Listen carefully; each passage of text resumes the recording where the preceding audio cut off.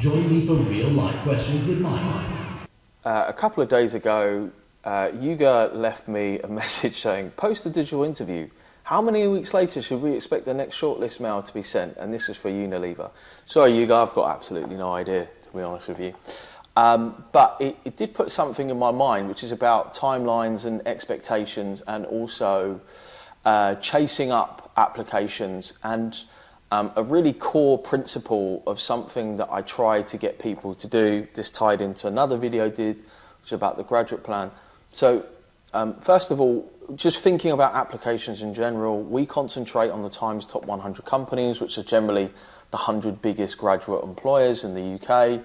And the process now has changed quite a lot, particularly post-COVID, and the much more prolific use of artificial intelligence to screen applications, to process psychometric tests, and also even to grade and assess online interviews. To the point now where with a lot of bigger companies, you can almost expect the initial process to be, essentially done almost within the same day, because you submit a job application that is passed using an application tracking system. The ATS says yay or nay. You then automatically get invited to a psychometric test. You could do that immediately. That then also gets marked automatically. You then get an invitation for an online video interview, probably. That also gets passed using, an AI service for video interviews like HireVue, Sonru, Modern Hire. There are a lot now. And then you're kind of waiting for the assessment centre. Now, interestingly, you will spend a lot of time waiting to get an assessment centre, because then people are involved. And I would say you could spend 6 to 8 weeks waiting for an assessment centre. That's certainly not unheard of when I deal with people one-to-one and I ask them where they're at in the process. But as to when they let you know, who knows? One thing I would say about chasing up applications, and I realise that for larger companies this can be quite difficult because you don't know where that person's email address is, but if you have someone who has contacted you, like a person, like someone.person at company.com, then don't leave it for longer than 7 days. And this all comes back to your application plan. If you're looking at your application plan at least once a week, then you should have a record of when you applied to these companies.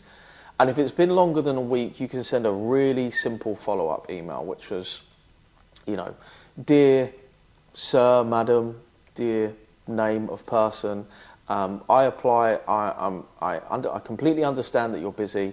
I just wanted to follow up my application as I'm, keen, as I'm really interested in this job. I applied for X job on Y date, and the last correspondence I got was Z. I'd really like to know what the next stage would be. Now, importantly, when you're sending a follow-up email, and I've seen some horrendous emails where people demand that they get a response, that is a really quick way to get thrown in the bin.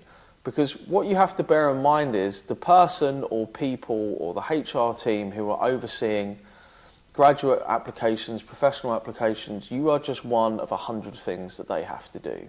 And primarily, they're going to be concentrated about what's going on internally within the business, and then this is like the extra thing that they have to do on top of all their other jobs.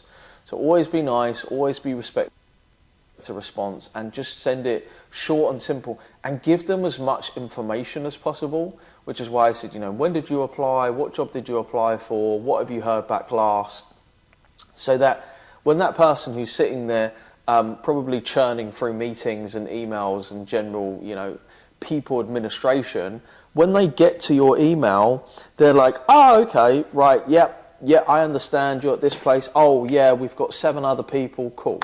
I'm going to shoot you back a quick response. And it's really important to follow stuff up, because ultimately people forget stuff, right? And there seems to be this, falsehood when I ask most, like, oh, do you forget stuff? And they're like, yeah. And I was like, so other people also forget stuff, and they're like, yeah, but they're a professional and it's their job and blah, blah, blah. And I'm like, whoa, ease up on being judgmental, and also just accept that people forget stuff. And if you're the person who seems keen and just sends, regular reminders, I personally, as a business owner and somebody who is always busy, always has stuff to do, is always on the go when I'm in the office, if you send me a vague and generic email, if you send me an email that's a little bit demanding of stuff, I'm just going to air you. I'm just going to air you. You're just going to get archived. And I'm like, oh, mate, no, I can't really be dealing with that. So make sure you have an application plan. Follow up, your applications after 7 days if you have somebody that you can follow up with, or an email address that they've provided you. And also expect to wait the longest time for assessment centres, up to 6 to 8 weeks. And the reason being is there's a lot of logistics that has to go into that. Like, for example, you've got to get all of the assessors together, the material together, the candidates together. There's a lot of moving parts that's involved, which is aside from the day-to-day work that needs to get done. So probably doesn't answer your question, Yuga, but hopefully gives you some more positive actions that you can take for your applications and a better understanding of general timings.